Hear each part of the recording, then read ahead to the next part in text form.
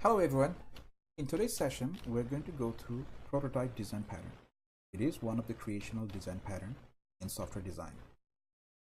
Before diving into the actual concept, we're going to establish a problem statement. And that problem statement is going to help us to understand the necessity of prototype design pattern. We're going to be using one of the Pythonic approach. There can be many approach. In this case, we're going to stick to one approach.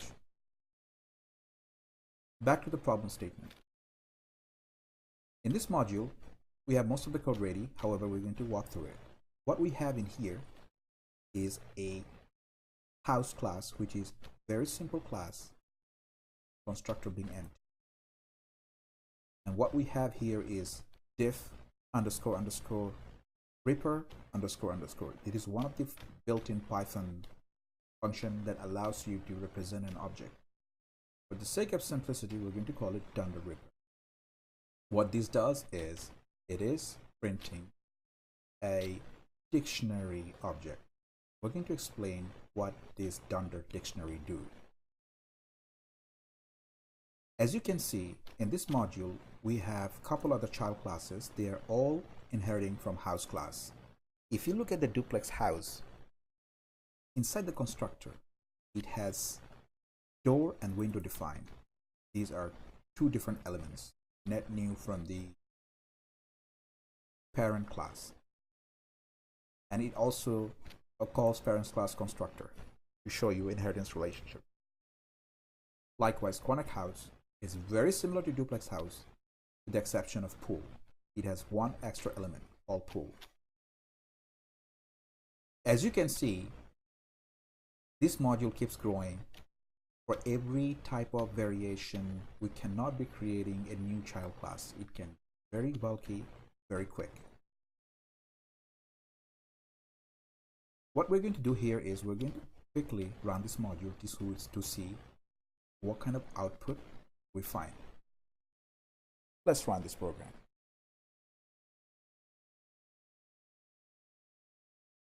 We have three different output lines. First, we have a dictionary is empty.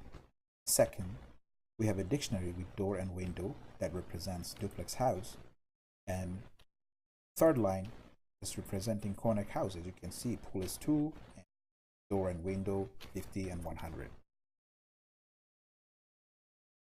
Usually, you won't be able to print object like this unless you do something very special.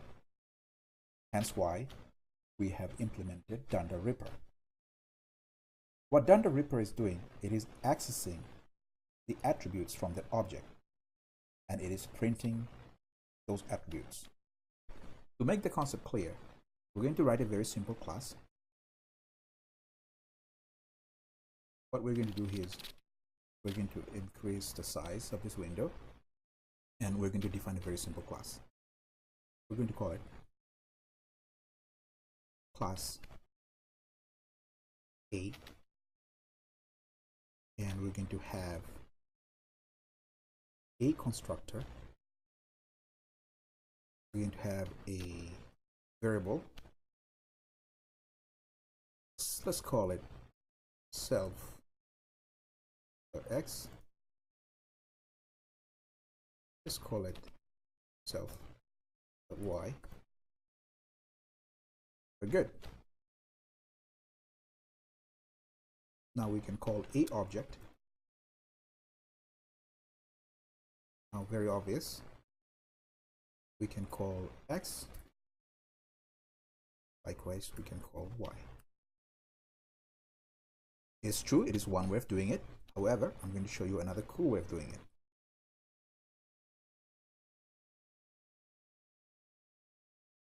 As you can see, it printed x like this.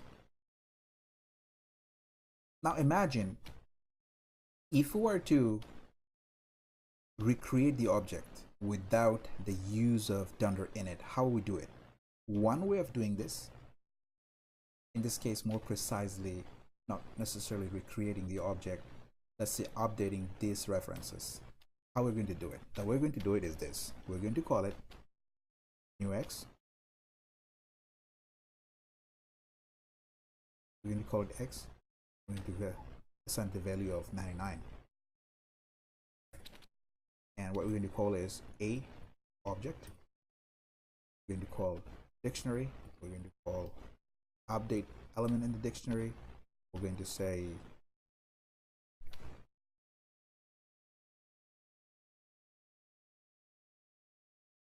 UX. So far so good. Now if I print this, it's going to print me now x is 99, y is 2, like what we had in the past. This is a very powerful technique, and we're going to use this technique inside the prototype pattern. Now let's move on to the prototype pattern itself. Here we have a class defined we're calling prototype. We're going to go through function by function so we know what each of these functions doing. The first one is $new. For those of you who don't know about new, it is one of the built-in Python thing. Every time you are creating a constructor before $init is called, new gets called in the background. You don't see it. You don't see it because it gets called in the background. For the sake of demonstration, we printed a line here so we know what it is doing. And what we're doing is we are passing the args and chords right to the parent, which is object in this case. $init is very obvious. We have defined a dictionary and we kept it empty. Now we have a register function here. This register function takes a name and object to save.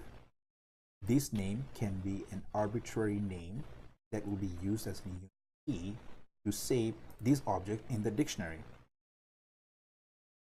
Unregistered object takes name, which is a name or key that has been previously saved in the dictionary. An object is mapped to it. By using unregistered, is going to delete that object from the dictionary. The most vital function in this class is clone. We're going to look at it carefully. In clone function, we have two parameters here.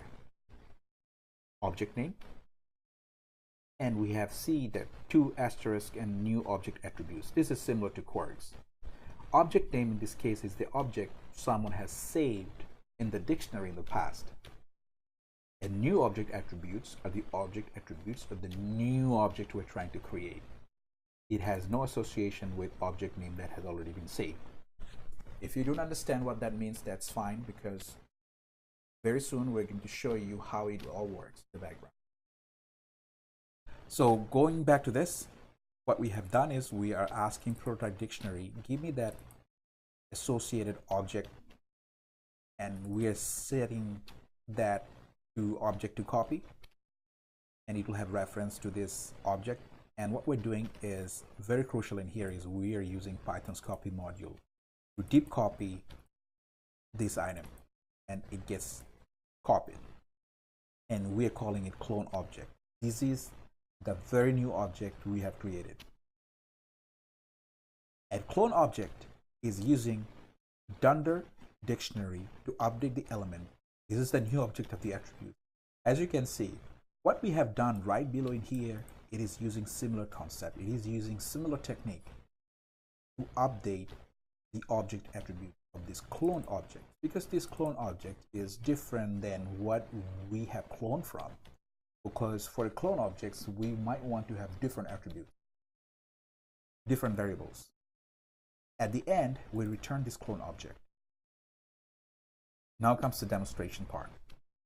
What we have in here is a house object, which is very obvious. However, the key in here is how we are creating a prototype object. And in prototype objects, we are registering house object as house. This is an arbitrary name we have set, which will be used as a unique key. As you can see, the moment we go in here, it's going to save that house inside prototype dictionary, and it's going to save that object, in this case house object. Going back to register. So what we have done is we have registered an object. So we saved it so that others can consume it. Others can clone our objects, create the prototype. Notice how we have something called duplex house object. Interesting thing is, nowhere in this class you'll find reference to any duplex class. The only class you'll see is house. What we're doing in here is we just provided it a name, and we are calling this prototype object, and we're calling it clone. Interesting enough, as you can see, this is calling the clone function, and it has house assigned to it, which is we saved earlier here, and we are giving it new parameters. One way to read this would be create new duplicate house object using existing house object, but with these parameters. What we're going to do is we're going to run the debugger now, and we're going to see this in action.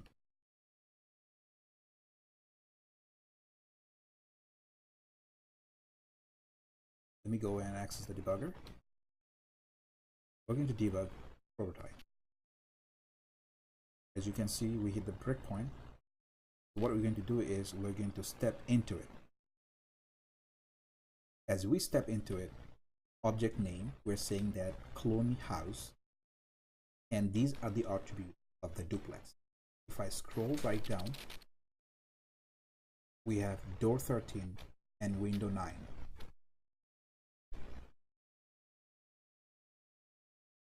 And what we are doing here is subsequently, if we can go through, stepping over, it just created an object to copy. As you can see, it's a house object, and we are using deep copy, which we have done here, and new object attributes. This is the key. Now clone object has been already done, it's been cloned, and what we're doing is we're accessing Dunder dictionary to update with new object attribute, which in our case is door and window. If I scroll down, duplex house has door 13, window 9. Going back is going to return us this clone object. That is the key in here. We do the same thing for Konak house object. I'm going to stop the debugger, and we're going to print side by side how these two objects looks like. If I quickly print in here, I quickly run this program.